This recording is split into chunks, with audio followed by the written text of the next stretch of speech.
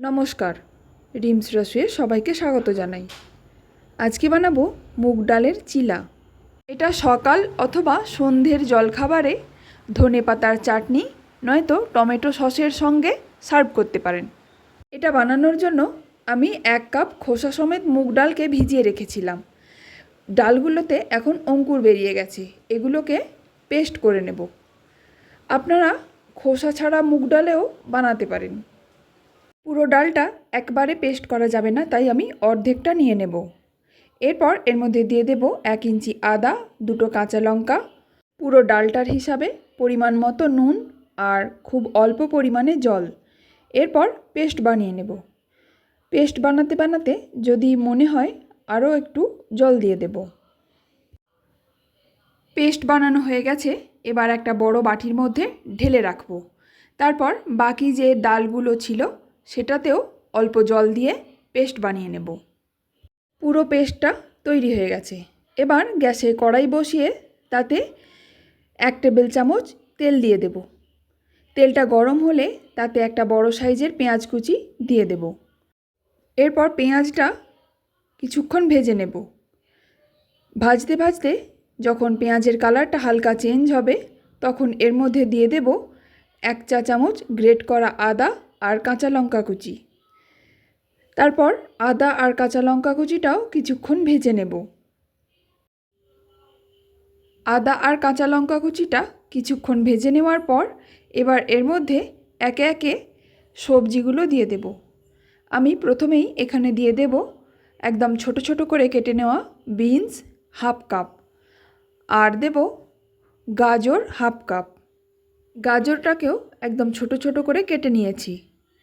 এরপর গাজর আর বিনসটা 1 মিনিট সময় ধরে ভেজে নেব। সবজিগুলো হাই ফ্লেমে ভাজবো।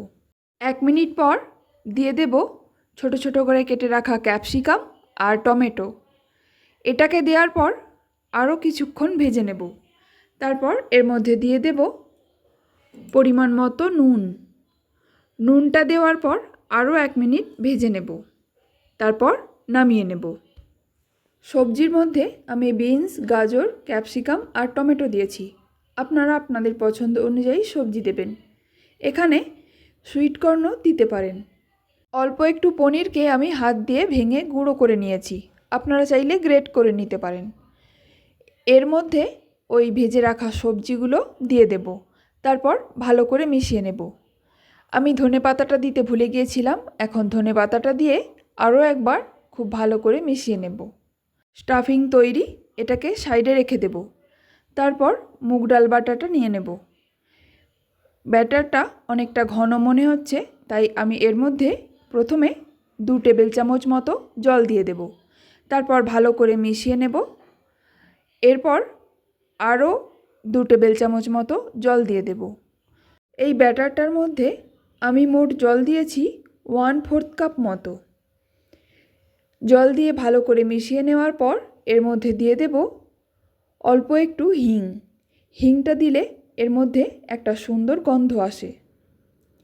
আপনাদের যদি হিংটা পছন্দ না হয় তাহলে স্কিপ করতে পারেন। এরপর গ্যাসে প্যান বসিয়ে দেব।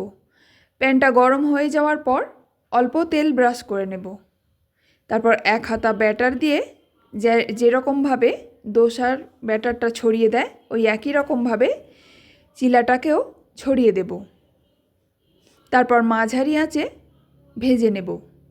ওপরের পিঠটা যখন কালারটা হালকা চেঞ্জ হয়ে যাবে তখন এর মধ্যে অল্প একটু তেল ছড়িয়ে দেব। তারপর আস্তে আস্তে উল্টে দেব। উল্টে দেওয়ার কিছুক্ষণ পর উল্টো পিঠটাও যখন হালকা ব্রাউন হয়ে যাবে তখন যে স্টাফিংটা বানিয়ে রেখেছিলাম সেটা মাঝ বরাবর দিয়ে দুদিক থেকে মুড়ে নামিয়ে নেব। এটা স্টাফিং ছাড়াও এমনি এমনি খেতেও দারুণ লাগে। এইভাবে একবার বানিয়ে খেয়ে দেখতে পারেন, এটা খুব টেস্টি হয় আর হেলদিও। একটা চিলা তৈরি হয়ে গেল। এটা তুলে রেখে বাকিগুলো ওই একই রকমভাবে বানিয়ে নেব। এটা বাচ্চাদের স্কুলের টিফিন বক্সের মধ্যেও দিতে পারেন। রেসিপিটা যদি ভালো লেগে থাকে তাহলে প্লিজ একটা লাইক, শেয়ার আর সাবস্ক্রাইব করে দেবেন। শেষ পর্যন্ত ভিডিওটি দেখার জন্য অসংখ্য ধন্যবাদ।